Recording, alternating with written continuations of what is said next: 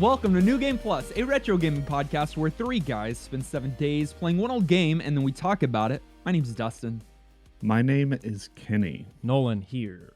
And this is episode 317, and it is a director's episode. Hype.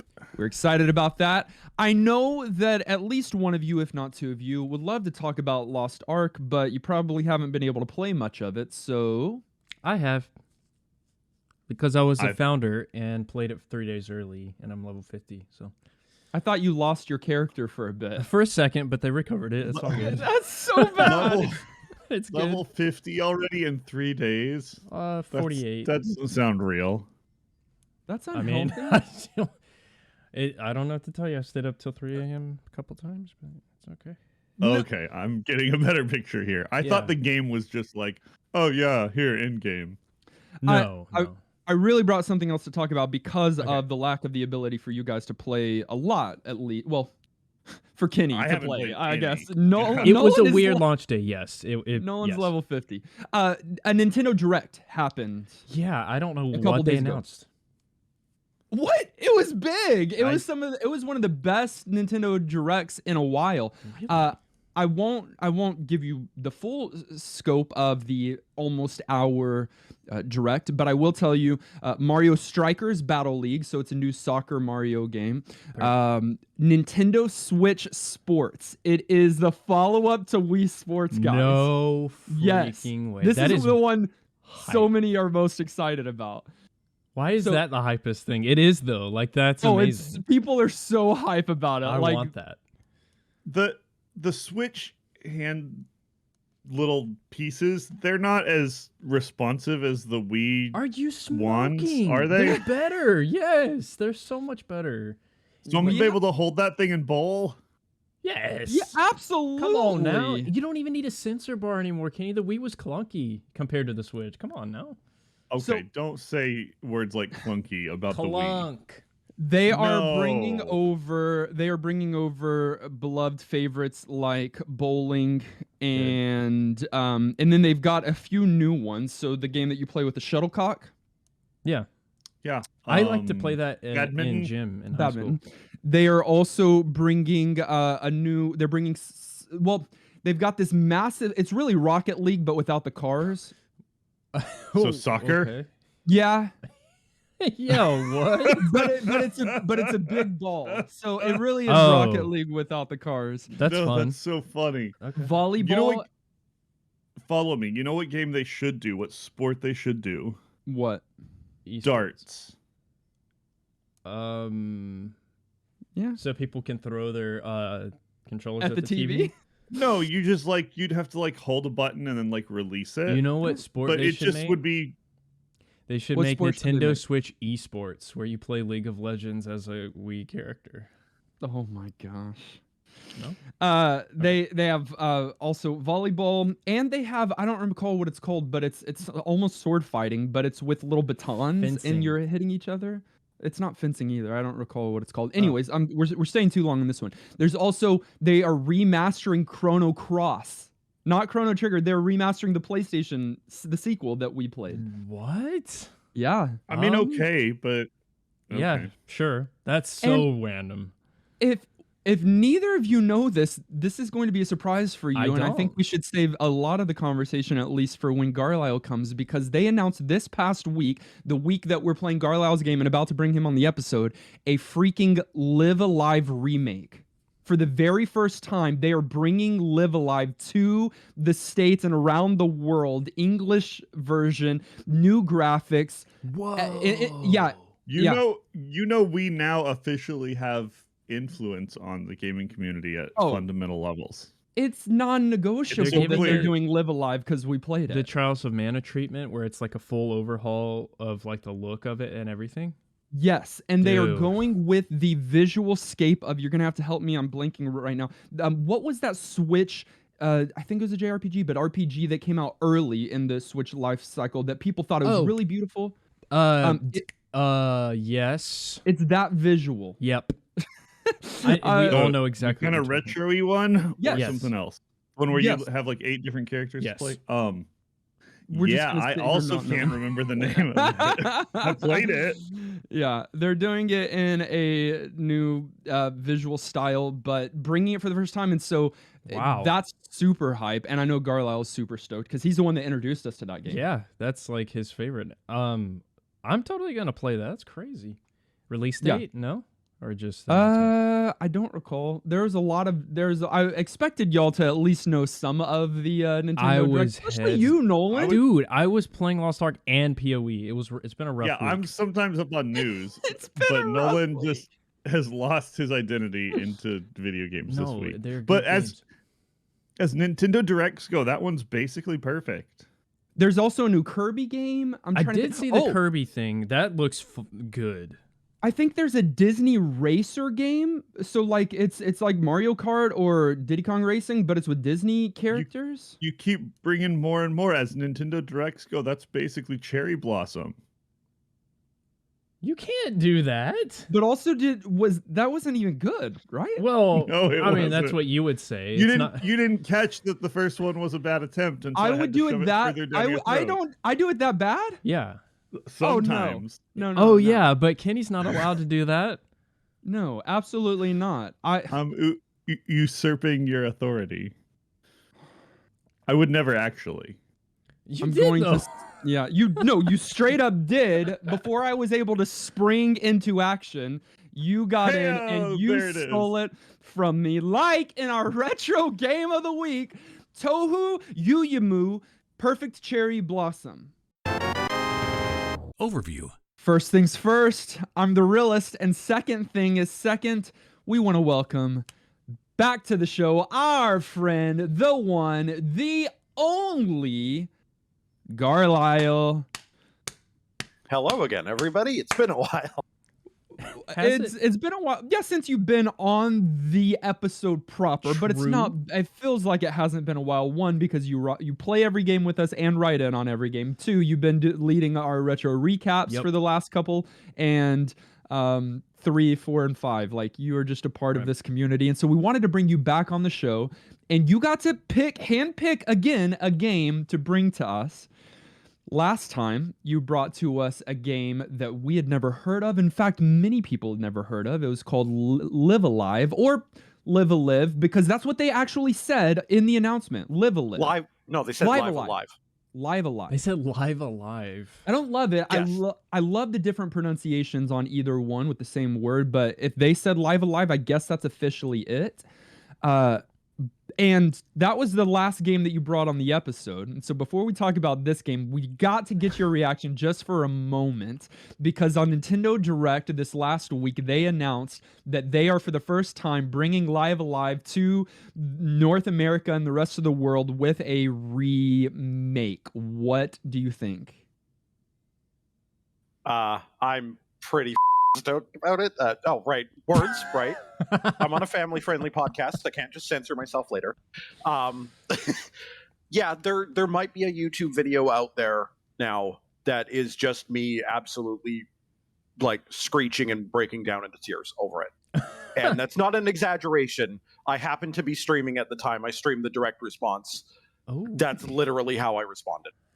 I thought it could go either way. I thought you could say, I didn't need that. I don't want them to mess up the original. But I also haven't seen the footage, so I need to go back and watch the announcement, because that's really cool. They could have screwed it up, but they picked the kind of like 2D sprites on like a diorama style that they created for Octopath Traveler, which was a game kind of inspired by Live Alive to begin with. So like, and that's like the perfect way to do it. Oh, that's funny. It's like full circle. Garlyle's answering questions he didn't even know we had. We couldn't think of Octopath.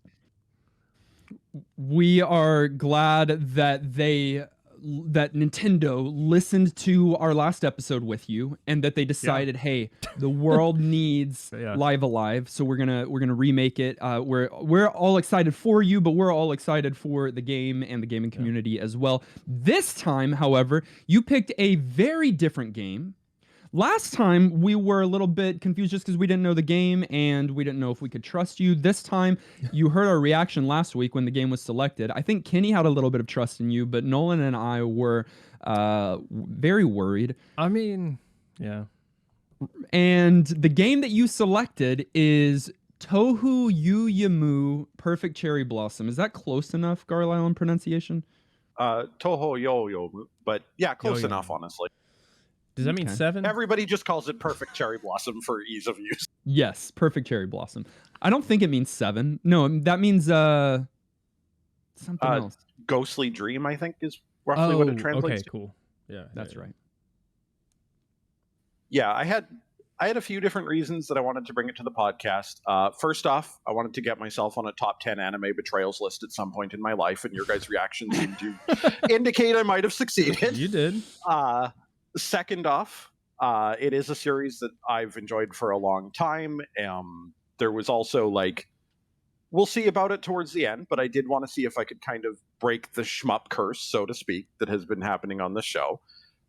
This episode is also going live on Valentine's Day, and I happen to have met my current boyfriend through the fandom. So, through the Touhou, through the Touhou. It's fandom? A movement, bro. Yeah, you can't say it. The Touhou. Yeah, we met years ago, both being fans of the same series. That's great. Okay, so a lot of themes going on here. All right, I like it. I would imagine there are not many people that have met their significant other through a bullet hell genre, I was gonna say, through a game, sure. Through a bullet hell, game, yeah. It's 2022. Yeah. Oh man. Yeah, lots of people meet their others through video games. Yeah, just a little more obscure aware than of others. that, but through MMORPGs, through multiplayer, something, not through a single player bullet hell. I love it. I love that. Denmaku. I think I got that one right. Nolan, tell us about this bullet hell. Well, Perfect Cherry Blossom is a bullet hell shmup. Came out in 2003 for PC. It was developed by a team called Shanghai Alice. I'm not sure, Garlyle, what else they've done. Anything? So Shanghai Alice is, despite the name, not actually a team. It is one person. It's just the name that they go by in indie circles. And yeah, it is literally one person. And basically his life's work has been the Touhou series. Cool. Okay. Yeah, he did briefly work with Taito in the early PS2 days, but otherwise has been entirely an independent developer. So just to clarify, he coded this game, he composed the music for this game, he did the artwork for this game. This is all Zune. One person did this. Got it. So literally one person. This is, I think, one of the first really indie titles we have had on here, unless we count James Pond, which was also done mostly by one person. No. We don't. We're not going to count James Pond for that. No, we're not. Okay, so I knew that Zune was the founder and this was his series. I didn't know if it was he had a team, but no, just him. Okay, that's very impressive. Japan only release. We still don't have this game anywhere else. However, there is a fan-made patch that translates the game and allows you to play it on Windows, modern Windows machines, and that's how we were able to play it this week and get all the dialogue and everything. I don't know if other games in the series are Japan only. I would assume they are. Garlyle? So yes, the entire series is originally released in Japanese only. Zune has actually said that he's so happy with the translation jobs the community does that he doesn't want to officially translate any of the games. He's that. Hey, you guys can do it better than we can. And as a result of that, the fan community actually has built this entire automated patching system that uses an online server to keep the translations up to date and accurate. And more than that, it also supports more than just English patches. So Perfect Cherry Blossom, you can use the same patcher to get it into 12 different languages. You can use it, get it to get other people's interpretations of the translation. There are joke translations out there. One group of people has been translating it as though it's been dubbed by 4Kids. like an old Saturday morning cartoon. Okay, sure. Because why not? Yeah. So the games are purchasable largely on Steam in their original Japanese form, but it's extremely easy to actually get them in English now. Okay. So you know what this is making me? Yeah. Well, not even a cult following. This is making me think of a podcast, a retro gaming podcast where 3 guys spend 7 days, because it is created by one person, or, you know, in our case, 3 people, but it is really a community effort to like bring further life to enjoy to fully this game. Yeah. Huh. Interesting. Like Interesting. It's a stretch. It is not a stretch. Kenny is a downer today, and I'm not. Go to bullet hell, honestly. We have an automated patch that people can apply to our podcast to listen to us in Dutch. Yes, we do. Now, I mean, bullet hell is is a subgenre of shmups. This is a vertical shmup, meaning that it's the like up and down style versus the less common horizontal one where you're going right. And what is bullet hell? I mean, it's just the screen's full of bullets. That's what this genre is. And it's unapologetic about it. It just throws you into it. Whereas other shmups maybe come in waves and phases, and it's not as intense. This game, you choose as... And again, going with like traditional shmup style, you usually have a ship, or... It's usually a ship, like a spaceship or a plane or something. Yeah, always. There are no planes or spaceships in this one. Instead, you play as 3 girls, just flying in the air. You have 3 maidens, to be more specific. You have Rimu, you have Marissa, and you have Sakuya. And each one has different stats, and you just choose one, and that's your vehicle through this shmup. It has an insanely long story that I'm not even going to try to unpack. Garlyle, you can jump in if you want. But the short of it is, it's supposed to be spring in Gensokyo. Yeah.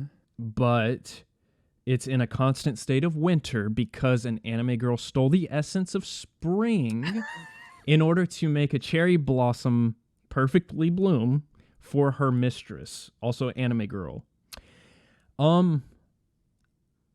That's it. Spring is gone. Yeah, spring is gone and winter is here, and it's too long, and we got to go get spring back. That's good. Garlyle gave me a little bit more this week. Garlyle, correct me if I'm wrong. I just like having knowledge about this now and being able to show it off. Gensokyo is this. It used to be a part of Japan. It used to be a part of our world, and there used to be these magical creatures and magical abilities, even within humans, that resided in the world. But because of the disbelief of magic and disbelief of these creatures, they were losing power. So they went into this one town or area, Gensokyo, and so now it's in a different reality or a different place where magic still exists, and these yokai, or these I don't know if they're demons, but different magic is still alive there.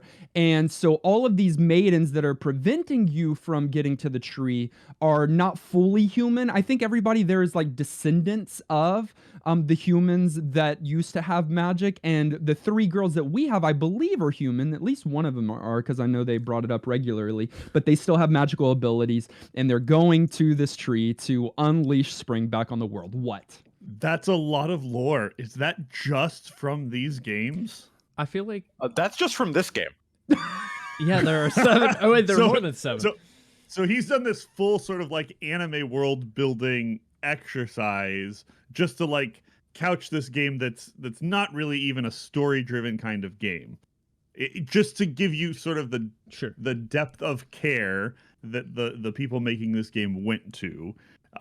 Shooters aren't story driven. I mean, we'll talk about it obviously, but this one, like some other Japanese games that we've seen, very much has this sort of like literary bent to it in terms of how the story gets told, but like it's not a story driven kind of game.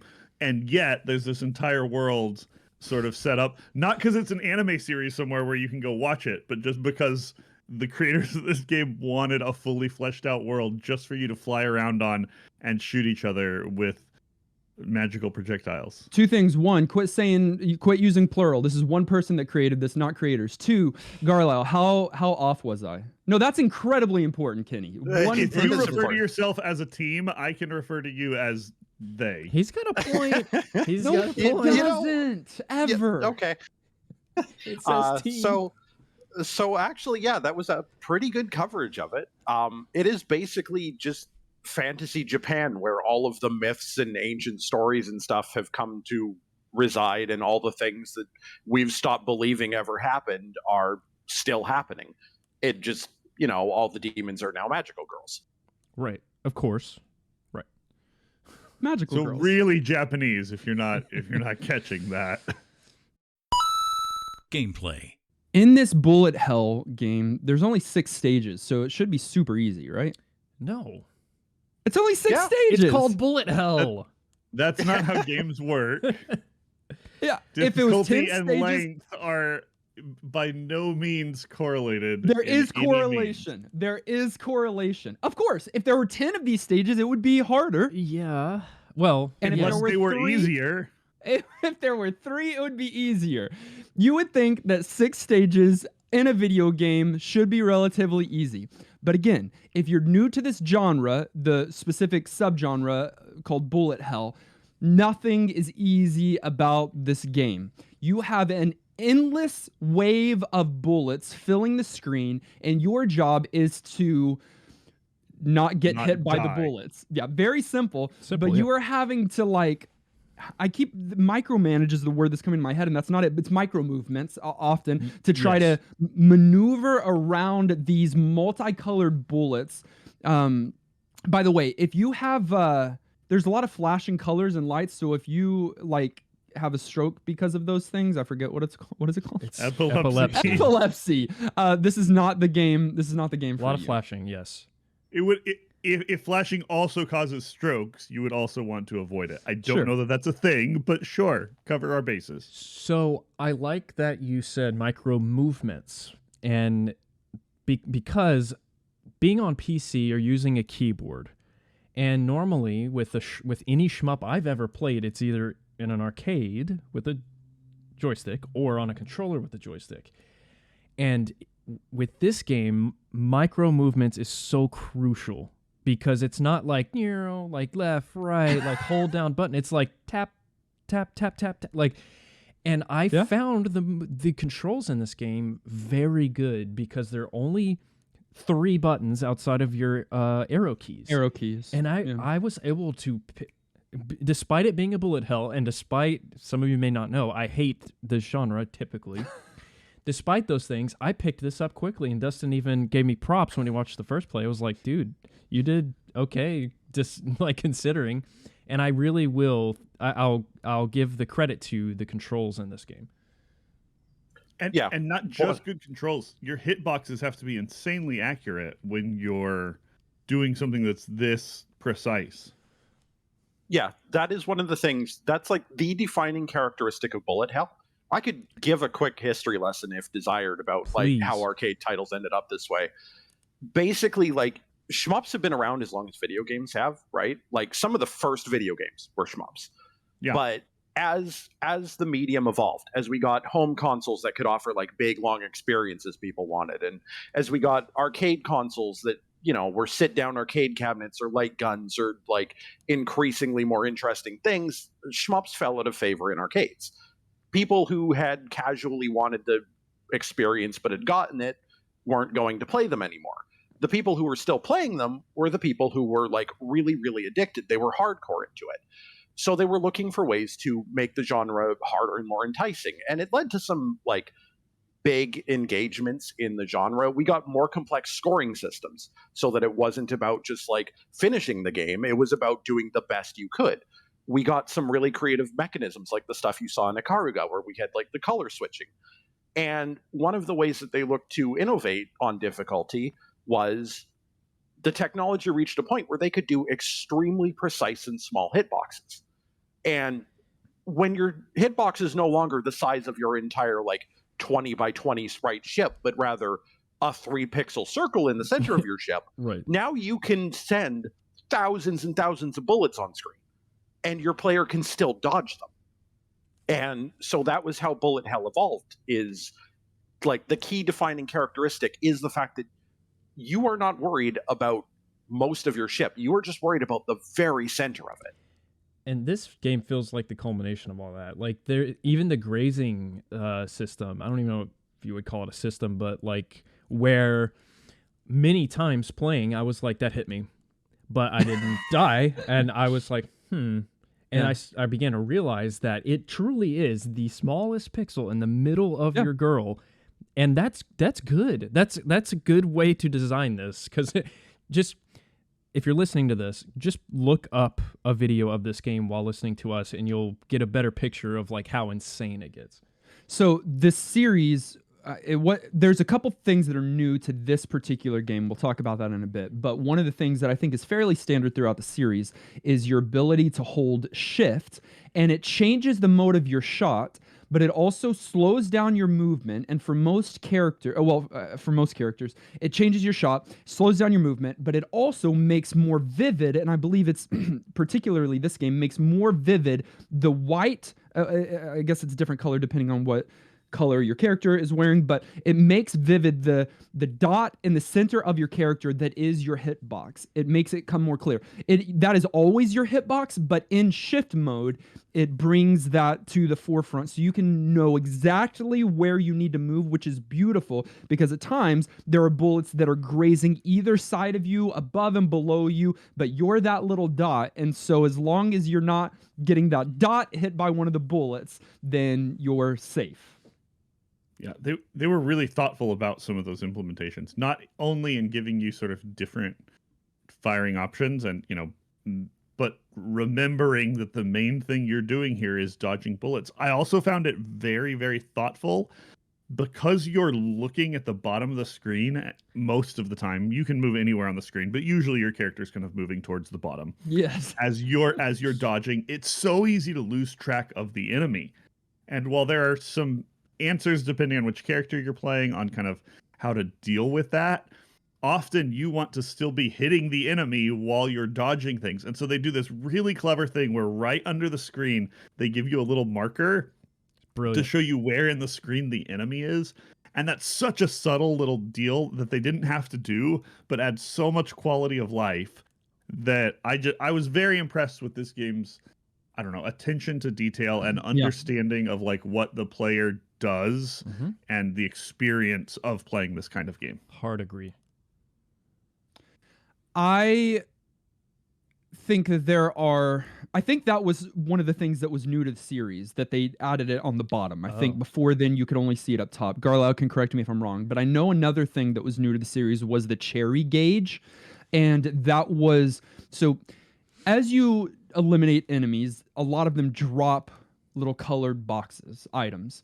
And some of them are points, some of them are increases to your shot, your power, and then some of them are these pink cherry items, and they increase your cherry gauge, which once that increases a certain amount, gives you a supernatural border around your character, and it slowly depletes. But if you're hit while that border is active, you don't die. It bursts that border, and it takes out a lot of the bullets that are on screen at the moment. If you're able to last until that border is depleted, you get a lot of points for being able to survive with that. So those were at least a few of the new features. Is that all of them, Garlyle, or are there more? I think that's all the really important ones that were added in this one. Okay. The visible hitbox and the marker at the bottom of the screen, I think, are so important that I didn't want to give an earlier entry in the series, just for the purpose of player feel and stuff. But the cherry system, every Touhou game also has its own like unique twist on things. Gotcha. And the cherry system's got more to that. Like you mentioned grazing earlier, it fills up faster if you are also grazing against bullets. If bullets are almost hitting you but not actually hitting you. And like shooting down enemies and stuff. So the better that you perform, the more opportunities you get for the safety or this big score bonus, and it like compounds onto itself. So I honestly feel like, I said this in the first play, and I might be the only one that thinks this. This game has rhythm game feels to it. Yeah, to absolutely. Me. Okay, good. Because for a minute I was like, I'm great, crazy. Kenny's gonna disagree. No, I was thinking about why you would think that. Okay, because this like gameplay wise, this certainly isn't a rhythm game. I know it's stuff coming at you and you're reacting to it, but to me, I think it's mainly the music that does it for you. That's totally part of it. Yes, but sound like the tunes have this real rhythm. Let game Garlyle kind talk. Let Garlyle talk. So I think I figured it out actually. Why you might have gotten that, which is in addition to the strength of the music, which we'll talk about. Sure. A lot of the stages are actually timed to the music that's going on in the background. It's most notable in stage 3 when the boss keeps coming out to attack you during the stage.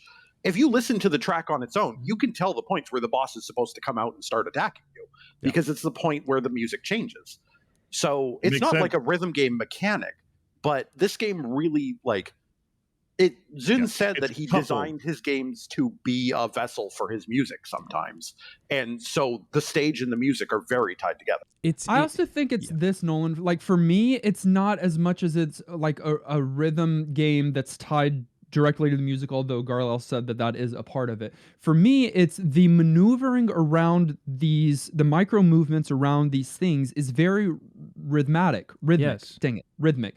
And it doesn't necessarily always align with the music, but because of the patterns, you're moving in a very concise rhythmic way. In other shmups, you're able to do a lot more free moving. You're not having to worry about all of that. Yeah. And it's very fluid. This is less fluid and more like boom, boom, boom, boom, boom. It's very rhythmic. And the anticipation of it all, like seeing them come down and being like, I need to cut a path that way, and then it doesn't work, and you're like, okay, quickly, let me do this. And then also the power-ups falling too feel like the you know, the inputs coming. I don't know, it's obviously different mechanics, but I liked the feel and the pacing of the game the same way I would enjoy that of a rhythm game. You were talking about dodging those bullets. I think how well a bullet hell does its bullet patterns, both in variety to keep things fresh so you're not just doing the same thing over and over again, and viability. I know there's obviously situations where you can get backed into a corner, and here you have the whole bomb mechanic to get yourself out, which we should talk about more because we haven't introduced it, but it's not an uncommon mechanic in these games. Its implementation is a little unique. And you can save those, but I felt like most of the time, and I was not playing this game on the highest level difficulties, so it could get worse. No, I was not. I didn't touch Lunatic this week because I'm not one person. Ordinary. I was playing normal person. Yeah. I felt like most of the time, if you were paying attention, you had outs. I rarely felt like, and not always, but I often felt like because you could see these patterns and because they were varied and because they came at you often at a realistic pace, even if it's furious, that you could kind of pick out a path and find your way out of most situations. And sometimes I feel like these games don't give you that. Like, either you've played it and you know the one specific path that's going to give you and you've, learned the pattern, or you die. And I didn't feel like this game was as bad about that, which is really, really, I don't know. As an outsider to this genre, the fact that there was an easy mode and the fact that it felt like I could find answers on the fly felt very welcoming. This game is not off-putting in the same way that like Ikaruga was, which just felt impossible for someone that doesn't play this genre. I would love to know what both of Dustin and Garlyle think about that one point, because I think I'll disagree with you here, and this is the issue I have with the genre in general, is how it deals with difficulty, in that I like difficult games that I would say are fair but take practice or grinding or mastery, learning and mastery, and I'm not saying that you can't do that with this game at all, but the difficulty in these is more like that Kylo Ren meme where he's screaming more and he's gonna pop a blood vessel. It's just like, let's overwhelm you with artificial just like nonsense, and it's like, deal with that, jerk, like idiot, like you're gonna get hit. And I don't know. I know that's the point, but I prefer something like Alien Soldier difficulty, where it's like you learn and you get a little farther and you get a little farther and then you begin to master the system. Well, see, and I think that's in part why Garlyle picked this game. He has said a couple times this week, and I think even in selecting a game on last episode, I think, and he'll obviously be able to speak for himself, but I think that in the bullet hell genre, this is one of the more welcoming, one of the more fair titles in the subgenre, and that's why he wanted to bring it before us, because he knows that we've had some difficulty with some shmups lately, and then with the one or two bullet hells that we've been introduced to, it's just been absolute hell and no heaven at all. So he wanted to bring us this title. I felt that. Yeah, this is definitely an easier game within the genre, and that is part of the point. And not just because it has an easy mode, which, let me be clear, most bullet hells actually don't really have difficulty settings until the most recent years. Most of them were one difficulty setting and screw you if you can't do it. Respect it. Also, the way that the bullet patterns in this game are designed, you'll notice very few of them were fast. There was times where there was, but for the most part, you have time to see what's coming. Now, there's still, if you are flying around like crazy, it is still very possible with how many attacks in this game are actually aimed based on your position to back yourself into a corner and have to bomb your way out. And on the higher difficulties, there's a couple patterns that are dense enough and random enough that they can potentially actually wall you. But it's fairly rare. This game is generally very, very fair and readable, and is actually considered it may not be considered one of the best shmups of all time, the way that a game like Ikaruga can be, because people tend to value difficulty in this genre, but it's also highly respected for the fact that it is an excellent starter bullet hell for a lot of people. It is the game that breaks the fear of the genre, because especially you go through the first level or two and you probably notice wait a second, this isn't that bad. Yeah, I definitely thought that.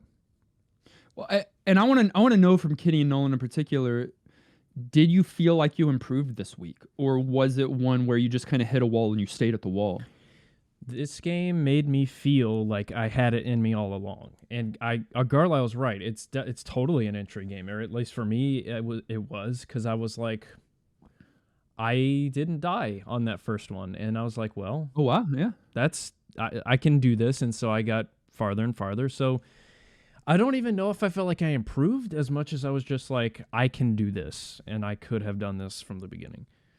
Yeah, I may have improved some, but again, because you're not just memorizing patterns and only able to pass those if you handle them correctly and you have that foreknowledge, I didn't feel like my growth was as big, but yes, it felt doable. There were a lot of times that I died that I was I could have dodged that, or I knew I was going to die there. I should have been faster about death bombing, which is a feature we probably ought to talk about. You keep saying that. Let me just hop in and say, yeah, I mean, you've got bombs like you do in any other shmup, but these are really death bombs. They are just to be used when you are about to get hit by a bullet, because it gives you some invincibility frames, and it clears out a lot of the bullets on the screen for a while.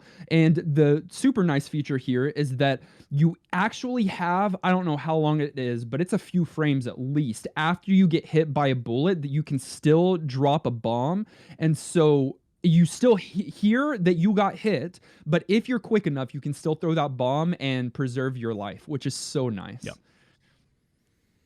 I did feel like I got better. I started terrified, and you will not be good at bullet hells if you are scared. You have to be fearless, yeah, and you have to, because if you freak out, you're dead. If you panic, you're dead. Yeah, you're dead. All the sounds he was making this week. Yeah. So I know.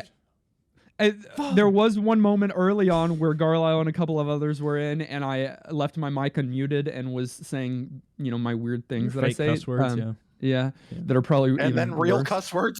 Hey, and progressing to real ones. And you cannot freak out, because you'll make a panic move and you'll get hit by a bullet. That's true. And so over time, by the end of the week, I felt like I was Neo in the Matrix, where I was slowing things down around me. I could see what was coming. I was being able to smoothly move in between a lot of the bullets. I felt like I went from like fearful plebeian to Neo in the Matrix. There's something hypnotic about playing this game, staring at your character for a long, especially at night, if you're playing this game like late, like I did a couple times, and you're like in the zone, and it's oddly calming in the midst of hell and bullets raining down on you. You're like, okay, and you find this like Zen mode, and I hit that a couple times. Oh, Zune mode, sorry. When you were having your Nirvana moment, your ascendancy into bullet hell acceptance, Dustin, which character were you playing as? There we go. I love this conversation. So AKA my best main grill. Who? AKA best grill ? Oh, I thought you were giving your answer. So Youyoumu was my girl this week. Red default. My basic girl. You're playing on cannon. I like either of her shots, A or B, the modes, but the one that's easiest is obviously the one that auto targets. So it doesn't do as much damage, but it was both versions of her that allowed me to progress the furthest, and so that was my grill. Which one was your grill, Kenny? Same. Oh, yeah. Oh. 100% auto targeting was my go-to. It's just such a good mechanic for not having to worry about, even though they give you the marker, not having to worry about where the bosses are. And I felt like she was a little faster when she was in her shift mode, so I could still dodge a little bit better. Or maybe I was just getting more used to the game. Regardless, I also did the best with her, though I loved the variety in general of different playstyles, because these feel very different from each other. Someone's shooting Christmas trees, by the way, which is just ridiculous. Nolan, your girl? I mean, best is Sakuya, but I played mostly Youyoumu because she felt the most balanced, and the increased movement speed on, I guess, Marissa was the faster She's character. fast, yeah. Intimidated me in this game because I don't want faster. I need to, again, micro movements. Maybe a focused, increased movement speed when you're focused is nice, but yeah, I stuck with Youyoumu to get the farthest, and I did not beat this game. Garlyle, best grill? Best grill is Marissa. That's my hot take. Yeah. Except not actually that hot. She's very popular. She by comparison doesn't get any homing stuff. She only fires directly above her in all of her shots, but she makes up for it with extremely powerful bombs that are actually capable of dealing with like entire boss phases if you need them to. But most of this week I actually spent playing Sakuya. What's the meta? Like, if you're going to do the hardest difficulty and like clear it perfectly, what's the meta character? I'm not actually sure who's considered the best for survival overall in this game. I mean, Youyoumu does have that advantage of you can just focus on dodging. Right. I know that's for score, though. It's actually Sakuya's alternate shot type, just because some of the mechanics of the bombs, she basically trades out any damage on her bombs for the ability to use them for score. Oh, interesting. Each of these bosses have different phases. In most stages, you have a sub-boss or a mini-boss, which is sometimes even the final boss that comes back at the end. Because none of these girls are really mad at each other, by the way. Like, story-wise... I know, they're so nice. They're not even killing each other. They're just, like, annoyed at each other. It's just like banter. They talk each other very elegantly, but talk each other. But at the end of the day, everybody goes home and drinks tea together. Yeah, right. Yeah, no one's ultimately mad at each other, but... they each have these different phases, which in this game is called spell cards, I believe. I started to get some of the terminology by the end of the week. But so there's like close to 100, if not over 100 different spell cards in this game, like different phases of attacks that they use. And my favorite was... it just happened to be spell card number 69, which is funny. Nice. But so it's stage 5... the boss there, she has these bullets that she slows down time for a second, so the bullets turn white, and then you have to position yourself because when time unleashes, they start going to regular speed again. It just was a cool little add-on. Was there any particular boss or spell card that you enjoyed? I will say that one drove me crazy. Really? So I was the opposite of you. I was like, no, I don't want. People either really like the stage 5 cards or they hate the stage 5 cards. Yeah, they drove me crazy. No, to answer your question, no, they all sucked. They all sucked, and they all blend together to me. I don't know if that makes me a bigot or what, but makes you a bad person.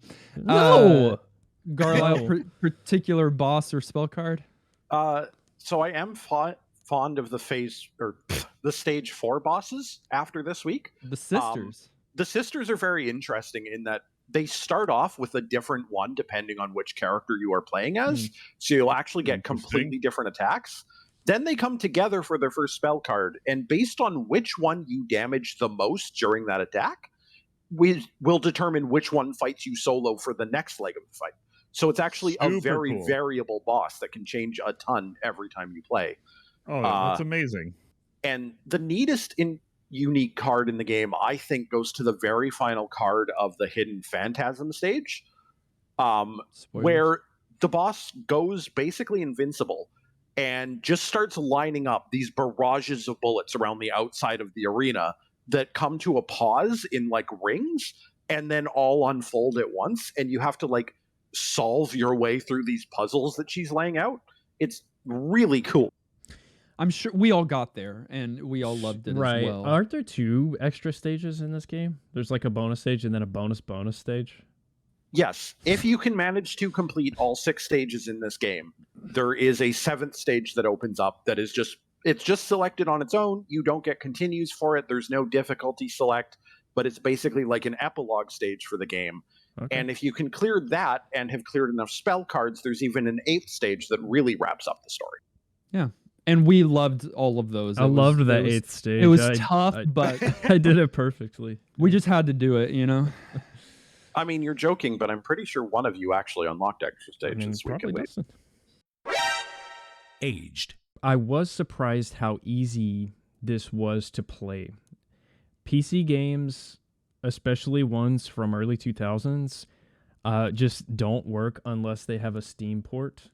For us, we've had many problems trying to get some of those old, like, hard disk PC titles to play on the show. And on the aging front, that patch that we used in order to play like the English translation, everything, awesome, easy to set up, ran perfectly. I was really surprised at how playable a 2003 PC game is. Let me ask, was it easy because Garlyle, you did the heavy lifting at the beginning because you had a little file for us and just told us exactly how to do it, or is it that easy? I mean, I didn't really set up the file. I literally just went looking at the place that I know for these things and unzipped it and took a look at it myself. And I'm like, oh, everything's literally already set up here in this download. Your notes did help. Like the little tiny change. I think there was like one settings change or something in there. It was just like a paste bin. So I really appreciated that. But yeah, I mean, even with that, it was just like, boom, download it, run it. Garlyle, you mentioned this game is available on Steam. You can get it. The later entries in the series have become available. Oh, later entries in the series. But they're in Japanese, I right? thought that was this one. Yes, but they're in Japanese. However, I did not successfully, the first time I tried to play this game, get the English translation patch to apply. I just opened it wrong and played the original game without any translation. User error. You don't actually lose anything there. There's not story here. It's so straightforward and easy to figure out. Hey, now with the 3 banter. buttons. Don't get me wrong. It's nice, and once I figured out how to do it, I certainly had a nicer time being able to read what was going on.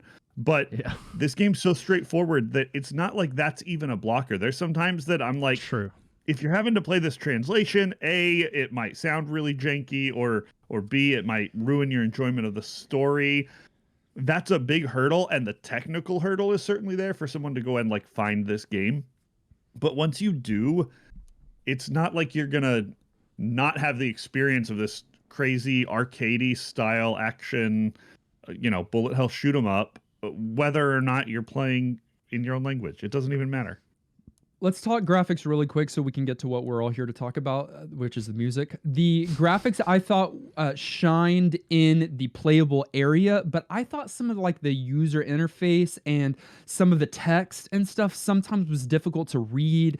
It kind of didn't necessarily look the best. Now, again, we're playing 2003 PC titles, so comparatively speaking, it's fine. And we're talking about a patch, so maybe some of that was lost in translation. Yeah. But I thought the playable space, I thought it looked pretty. I thought the character art looked great. I mean, that's not my preferred, like, it's not chibi, but it's really anime girl, right? But like, I think it all is exactly what it was supposed to be there. You may be the first person who says that Zin's art looks great. Oh, really? People don't like it? So here's the thing, right? Like, Touhou has actually some fantastic character designs. Zin has talked about, like, elegance is one of the things he wants in his games. Yeah. Like, even the bullet patterns, if you actually watch the bullet patterns that are coming at you, they're geometric and multicolored and like detailed and elegant. And he wanted to convey that in his designs. Like, I know people have probably been hearing anime girl and been thinking like skimpy outfits and stuff. And it's like, no, we're talking like gorgeous, like formal dresses and everything like that. Like, he has excellent character designs. The quality of his character art is mediocre. Okay. Maybe I don't have a lot to compare it to. You know, I'm not steeped in this stuff, but I thought it looked great. That's it. But I thought the graphics felt okay. Let me put it this way. Now knowing it was one person, my notes here about the graphics make total sense. I called it homemade in quotes, and I know that sounds kind of harsh and like no, indie. It is. It is though, and it kind of shows in negative ways throughout. Yes, dust in the text, a little hard to read, but again, I think some of that's translation and them trying to do their best to make that readable or whatever. But just like the overall feel of it felt a little rough around the edges in a bad way. But I will agree, character designs, like the actual like models of them when you're choosing the character, great.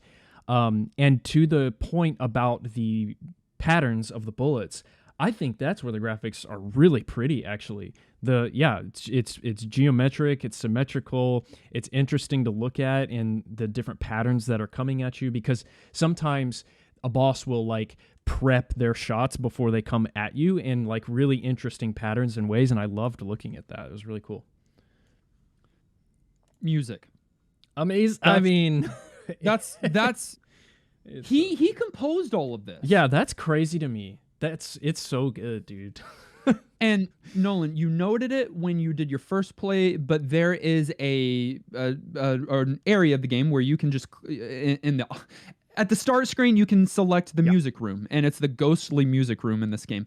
But it not only allows you to listen to each track, but you can read commentary from the composer on each and every track about why he wrote it this way and what kind of influence he was going for. That's so cool. That's quality, baby. I love that. That's one of my favorite things about this game. Yeah, Zun's music is famous. We can probably talk shortly here about the fandom and stuff, but there are thousands and thousands of rearranges of the music that he has done for this series, because he's got the Touhou series has 18 mainline games plus 12 spin-offs at this point, and that's counting the games like Zun has been directly responsible for. He's busy. He is. He's been doing this since like the late 90s. And this, when I say this has been his life's work, I mean it. But when it comes to the music, he has said that he started making the Touhou games because he wanted a place to put his music. He couldn't just sell his music on its own. Like, he tried to find conventions and stuff to bring it to, and they wouldn't take it. And so he said, okay, I'll make a game around my music. Wow. And so that was what he created. Crazy. And yeah. I love all of the tracks. The opener is so good, but nothing can beat the capital city of flowers in the sky, which is, I believe it's the track 4, stage 4. But every song is so aesthetically pleasing. Nolan, perfect. you mentioned earlier that although you're playing one of the most intense panic stricken games ever, or kind of games ever, there is a peace and tranquility that comes with some of this. Yep. Now, when you do your boss fights, the music changes to like this intense thing. But throughout the stages, you can reach this zen. It feels wintry and cozy and like thematically on point. It's just there, dude. Like it could have been, when you think bullet hell, I'm thinking, okay, this is going to be like hard rock, metal, like guitar in your face, you suck at this game music. Right. And it is not. It's so different and welcomed. I love it. I love it. Garlyle, how does this music in this game match up to the music in the other games of the series? So, what if I told you every game sounds this good? I'd believe you. Oh, now, I mean, if you can this do this game notably does have a little bit more in the sense of atmosphere and stuff than some of the other games. Like it's less common in the other games to get stages like stage 4, where after you've been through the first 3 stages and stuff, everything's just completely calm for like the first 15, 20 seconds. But his music has continued to be just amazing throughout the entire series. Yeah, but I believe it. They're not changing composers. It's one guy. So like, it's in his brain. I completely buy that. You did mention there are 18 Touhou games with 12 side games or something like that. What's your favorite among those? And which one would you suggest if people like this one that they can go and try that one? My personal favorite at the moment is the most recent. Unconnected Marketeers. It features a system of like these cards that you can pick up after every stage that are like you pick from a random selection. So every single one time you play through, you get different upgrades, and then you can like kind of roguelike-ish, and you can like change which loadout you start the game with once you've found the cards and stuff. It's really replayable. There's also, for those of you who don't want bullet hell but want to experience this universe, there's actually several fighting games in this series that he made that those are the ones that he did not make by himself. He actually had to get some old friends to help him develop them. But they are literally bullet hell inspired fighting games. 2D fighters? 2D fighters. Where you have the ability to like dash through projectiles towards your opponents and stuff. And it's like he has experimented with bullet hell photography games where you don't shoot the bullets so much as you shoot them with a camera to erase them and capture photos of the boss. Okay. It's a really interesting series. This is the one that I recommend for newcomers. If you want to get one specifically on Steam, Mountain of Faith or 10 Desires are also relatively straightforward games that are also on the easier end of things and therefore more accessible. But really, there's only like 1 or 2 in the series that I'd say I actively dislike. It's great to hear. All right, let's go into our final section. Not quite yet. There is one thing I wanted to talk about. Oh, okay. What is it? Which is, we've mentioned at a few points the fandom of this game. And so I want to talk a little bit about that because this game has a special place within like Japanese indie culture. Yeah. One of the things about Japanese indie culture is that for a long time it was doujin, which means self-published. Essentially, you know, if you're selling your own comics, you print them out and staple them together yourself. Mm-hmm. If you're selling music, you burn your own CDs. This game literally began being sold at a, like, I think the first game he had like 80 copies that he brought with him to a convention that he burned onto not even a CD, but a like floppy disk for a PC 98. And one of the things that ended up happening is people liked his stuff. And he made a decision very, very early on.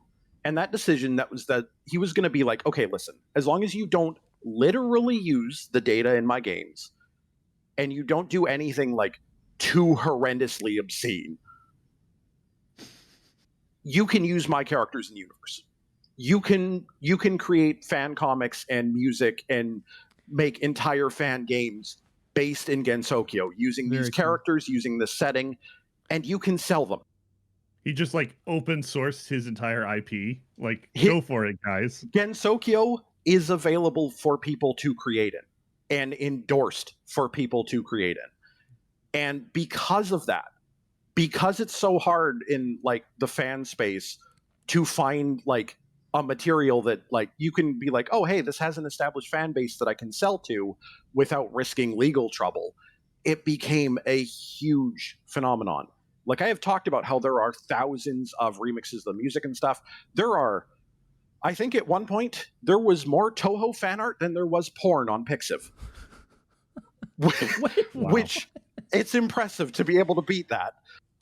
There is literally hundreds of fan games across entirely different genres, not just bullet hells, but RPGs. And I covered for my own podcast a Mega Man clone that was using Touhou characters. And like, there are very few fandoms that are the size of Touhou's, and there are very few fandoms that are as creative and productive as Touhou's, because it is one of the only fandoms in the world that expressly has the creator's consent to just go wild. So what you're saying is they're coming for us if we say the wrong thing. The fandom. Maybe. As a part of the community, he is confidently saying maybe. Final thoughts. At the end of each and every one of our episodes, we determine whether or not the game gets our vote for New Game Plus status. But not these episodes. So not at the end of each and every one of our episodes. No. You want You're voting. Okay. You're voting. Garlyle, I brought this game with the understanding that it was a risk. Director's choice. Yeah. Yeah. Do we do this? Yes. I absolutely expect you guys to vote on this, because if you don't, I'm going to give it New Game Plus status. And I have control over the Retro Master list, so historically it'll say that. All right. Yes, all right. I like this. Okay. Yeah. They're saying yes, so we'll do this. So we will give it our vote. It does require a majority in this case to swing one way or the other.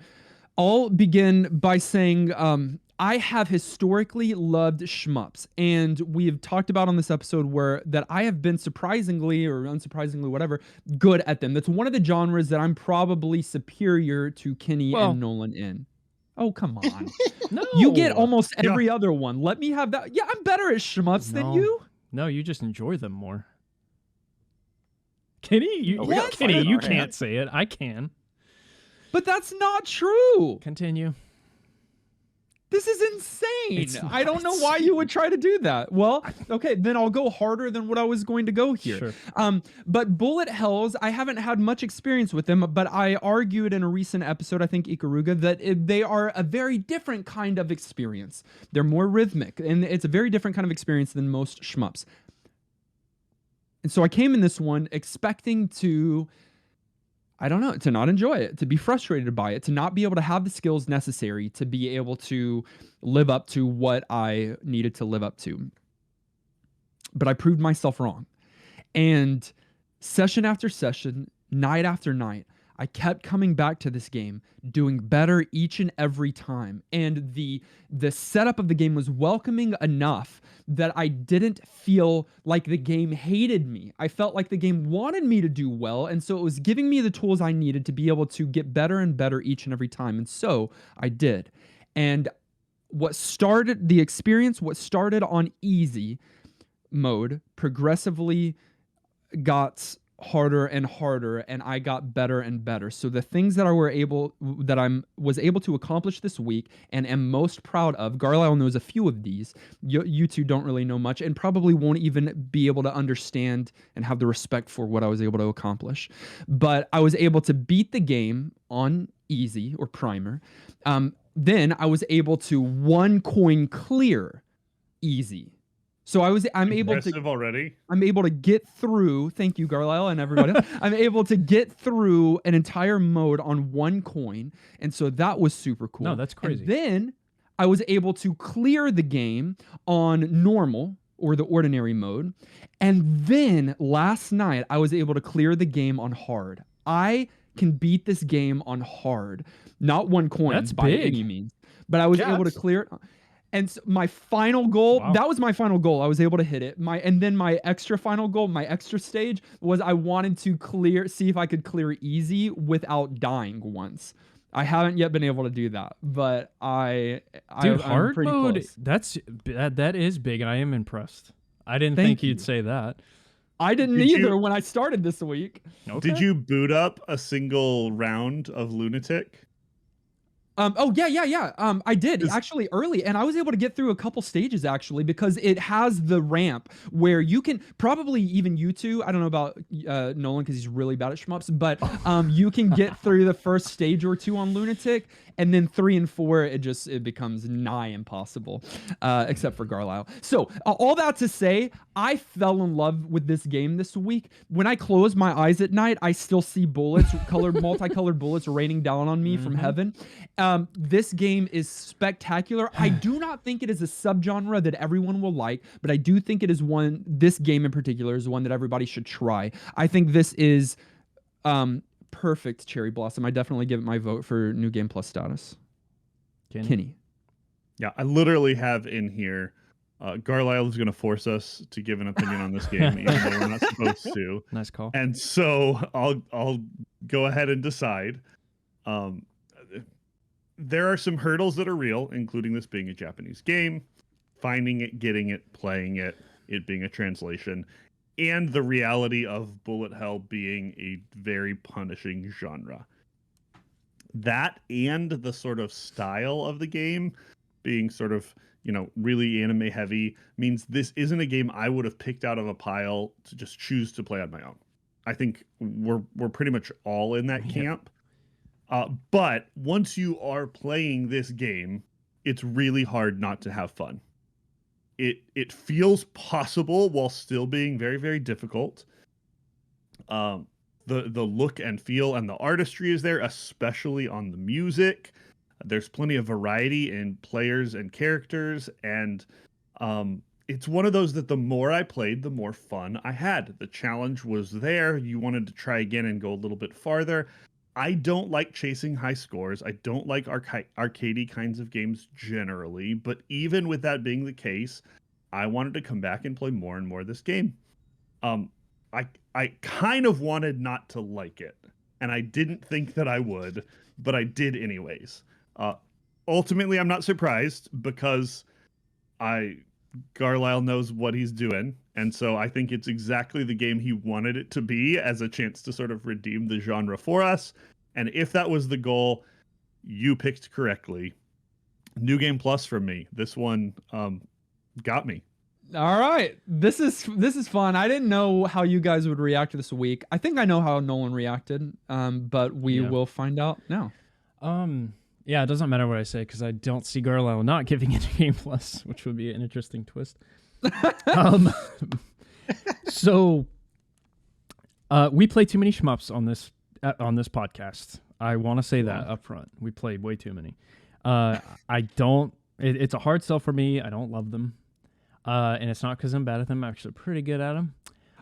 You're bad. You are bad. And anime games and, like, pardon the word, the weeby stuff is not for me. And so going in, I was like, screw Garlyle for picking this game. Let me do this first play, whatever. And bullet hell also is not okay as a genre. Like, no. It's a terrible idea. It is a terrible idea. Yeah. But I'm going to prove all of you. Okay. It is, as far as I'm concerned, the only bullet hell game. Because other ones that try to do it, like Ikaruga and all that, no. Stop it. Stop. Like, I have other issues with Ikaruga, but other bullet hell games need to look at this game and probably the rest of the genre and be like, we have to make that exact game, because exactly what Dustin said is doable. And the only reason that I didn't get through it and play all the difficulties is because I had 2 other MMOs that I had to play this week or else I was going to die. I loved this game. And the anime parts, exactly what Garlyle said, are not done in a, like, traditionally, like, fan servicey way. It was classy or whatever. I liked the characters. I didn't feel like I was playing an anime game. I felt like I was playing a fun shmup. This game rules. And I would totally go back to it. I've been playing a game called Vampire Survivors lately, and it is a bullet hell, but in a different sense. And this is the exact same itch that this game scratches. So of course, this game gets New Game Plus. That's yeah, dude, you got a full clear. Mission accomplished. I was the hardest one to sell to, and you did it. Wow. One last thing. Okay. And the fact that it's one dude that is so passionate, I learned 10 things recording with you guys. I didn't know all this stuff. That he opened up the IP, that it's just him making all of this quality stuff, makes me be like, this needs to happen more often in the industry. This is insane.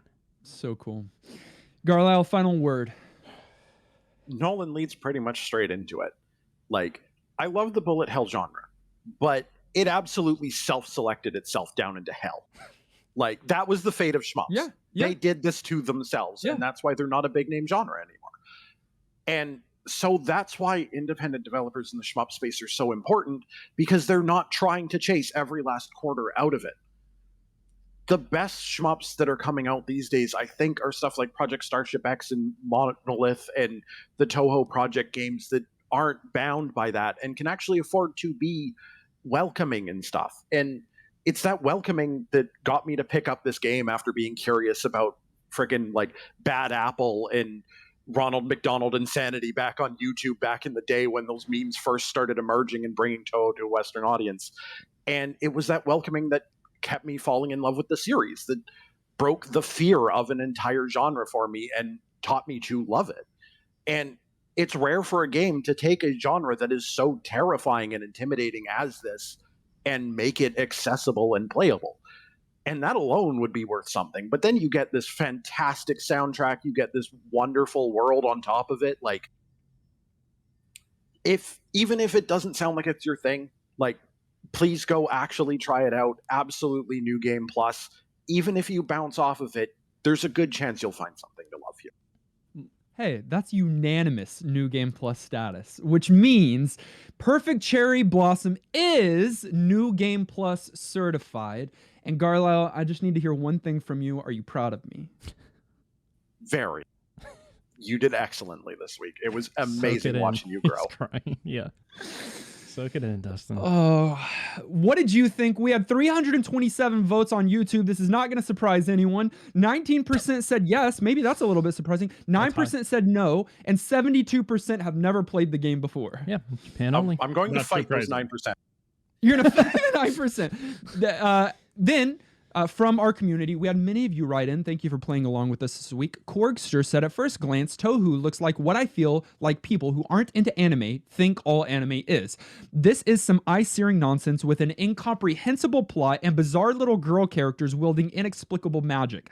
But I know better. And most terminally online people, such as myself, at least have some sort of an inkling of how prolific and culturally significant Zun's little indie series is. Perfect Cherry Blossom is my first hands-on experience with a Touhou game. I'm no stranger to the bullet hell genre, but this game blends its precise difficulty with a lot of very considerate features. Different characters with different modes of play allow for different approaches to clearing and scoring, and 4 graduated difficulty levels turn a daunting genre into a more inviting walk up the shrine steps.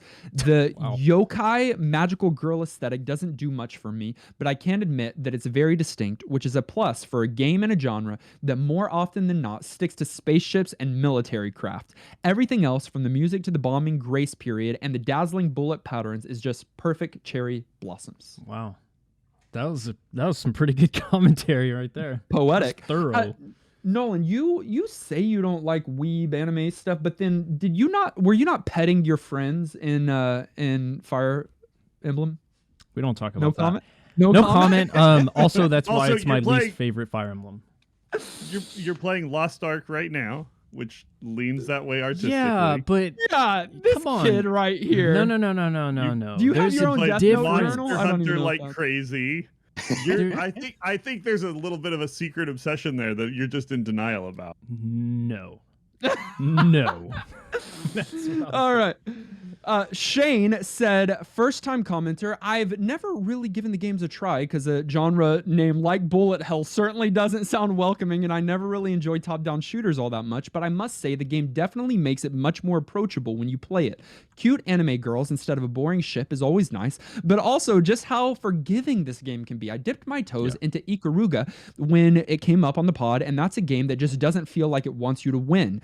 This game leads with welcoming features. You get many lives per continue, plenty of on-command invincibility with bombs, a refresh of bombs with every death, and plenty of continues that when you use them don't punish you nearly at all. They give you back full power even if you didn't have it to begin with. All the things you have to dodge are a bit ominous at first, but after playing a while, so many of them, you notice move in patterns that make them much easier to dodge. Thanks, Garlyle, for suggesting it. Definitely NGP from me. I really think seeing that hitbox dot is so huge, brilliant and huge, and makes it accessible. And I love that, like, a lot of people are saying, well, a lot, but they were saying that this was a hard sell, but once you get in there, you realize, oh, I can do this. And it's such a good feeling. Yeah. Did I say that I got into, I think someone asked me, but I tried the extra stage, by the way. Impossible. Like, oh, really? Oh, dude. Difficulty goes even on it's not, there's no difficulty mode. It's like one difficulty. Oh, it's just like, it's somewhere between like late normal, late hard. So yeah, it's tough, and you're gonna have to memorize your way through it. Yeah, it's tough. Cecil, friend of Garlyle's. Yeah. RL, friend of Garlyle's? Real life, yeah. RL. We were best friends in high school and remain best friends to this day. Nice. Y'all are in the same Final Fantasy squad together, yeah? Yeah. Cecil said, if you were around certain circles of the internet in the past 10 years, you might have picked up on Touhou by proxy. It certainly has all the makings of a cult classic and internet darling. It also has all the elements of a game its fans hype up as brutal and punishing, which may be intimidating and off-putting to first-time players, which makes it all the more surprising how approachable this game tends to be. Speaking as someone who appreciated Touhou from the sidelines for the longest time, Perfect Cherry Blossom makes a great introduction to the franchise, with its natural difficulty curve, small but interesting gimmick, and of course the Touhou hallmarks. Awesome soundtrack, beautiful bullet patterns, hilariously absurd and banal dialogue. Banal? And art that is clearly the weakest element, but has an amateurish charm that makes it endearing. For as much as I love the series, I've been afraid of it for too long, and I'm glad Garlyle recommended this game to finally bring me around to giving it a try and being delighted and pleasantly surprised. Garlyle, I might have missed earlier. Did you mention that this one considered the like FF7 of the series? I think by a lot of people, yeah. Some might argue for certain other titles, but it's generally considered to be one of the like just most beloved overall. Makes sense. Touhou 7, Final Fantasy 7. I can weirdly verify Garlyle nailed the pronunciation there. It was one of those words I had always read and never heard. Heard it this week, thought somebody mispronounced it, looked it up. I for sure thought I'm an banal. expert. Yeah, so did I like until that literally this banal. week. Well, yeah, it's really good that that's what we're focusing on. Thank you, Cecil, for your commentary there. It's important that we stay on the right page of what our podcast is Thank about. you, Cecil. For now, y'all are setting aside Perfect Cherry Blossom. Y'all are. Oh, yeah. While we randomly select what game we are going to be playing for the next 7 days, Garlyle, what do you hope it's going to be? I hope it's something from a series that we haven't touched yet. Me too. I like give randomizing. Give us something. Now.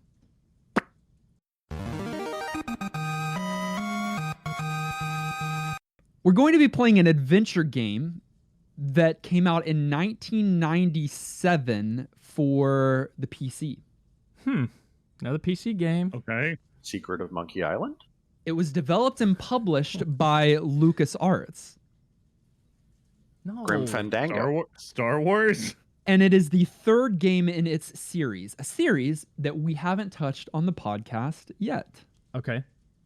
So Garlyle got his wish again. The game that we are playing for the next 7 days is called The Curse of Monkey Island. No way. All right. He called it just on the year and the... Wait, of course, that's he's super Garlyle. impressive. You know how many games came out in 1997 on the PC? Also, LucasArts? There weren't a whole lot of adventure games coming out at that time on the PC anymore. It was starting to fall off as a genre, so that was a safe fair, bet. but still. Yeah, that's crazy. I'm with you, Nolan. I know of the game. I didn't know it was LucasArts. I didn't know the game. I just thought they only made Star Wars. No, this is another one of those point and clicks, right? Yes. This is one of the comedy classics of the genre. It is one of the beloved darling.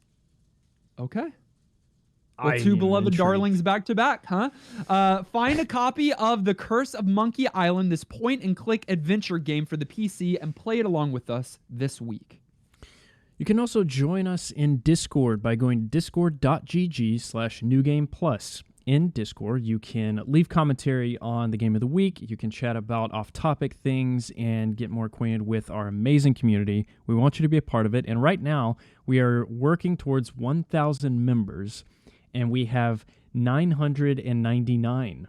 So one person, all you have to do is join, and we hit it. Nice. So probably by the time you've heard this, don't. Probably too late, and you can't be helpful. No, we need you to do it. One person, just you listening right now. Do it. It was a lot.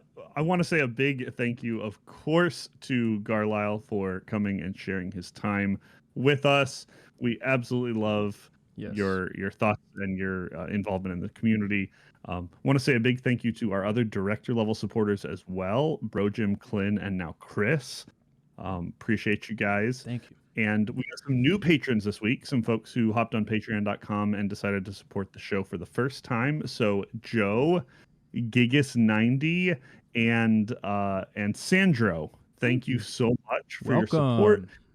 And of course, a big thank you to our very large and growing list of producers, including Marley and Antonin, Astrosoul, Ben, Brunt, Carrie, Captain Protein, Dan, DB Muppet, Francesca, Gimbin, Joey, Jordan, Justin, Nick, Nat, Corey, Maximum, Mr. Lattes, Nawel, Sagen, Secret Duck of Evermore, Shauna Thomas, Unbedavable, William, Zachary, and Zion. You guys are the heartbeat of what we do. Thanks so much. You are the spring essence to our spring. Winter or whatever. Garlyle, where can our listeners find you? I do have a podcast of my own. If you haven't listened to the Retro Recap to hear about it yet, I started it because you guys said, I had fun podcasting with you guys the first time, and the response was actually so positive that I just decided to do it. It's called What Am I Podcasting For? And that it's a joke reference to the fact that it is a Mega Man podcast where I have been playing through the entire series. And I mean the entire series. I have an episode that should go live at the same time as this one, where I'm going to where I have played through 2 Taiwanese PC edutainment games under the Mega Man license, which I bet you didn't even know was a string of words that existed. Of course not. And that cannot be good. There's no way. Oh, it was absolutely terrible. Don't worry. Be checking that one out. That's awesome. Well, you can find us on our social media, Facebook, Twitter, Twitch, and YouTube. All of those links are in the show notes. Listen directly on any podcast provider of your choice. Make sure you subscribe so that you are the first to get new NGP episodes. And while you're at it, please leave a kind rating and review. Our video episode was edited by our friend Dylan. Our audio episode was edited and produced by our good friend Dan Willett. Join us next week as we play The Curse of Monkey Island. Until then, I'm still Dustin A. I'm still Kenny. I'm Nolan B. I'm the only guy in Gensokyo. Are there no guys in Gensokyo? Women There only. is one, and he only appears in the mangas. Does he die? Mangas. I've got some reading to do. Does he die? And this has been New Game Plus.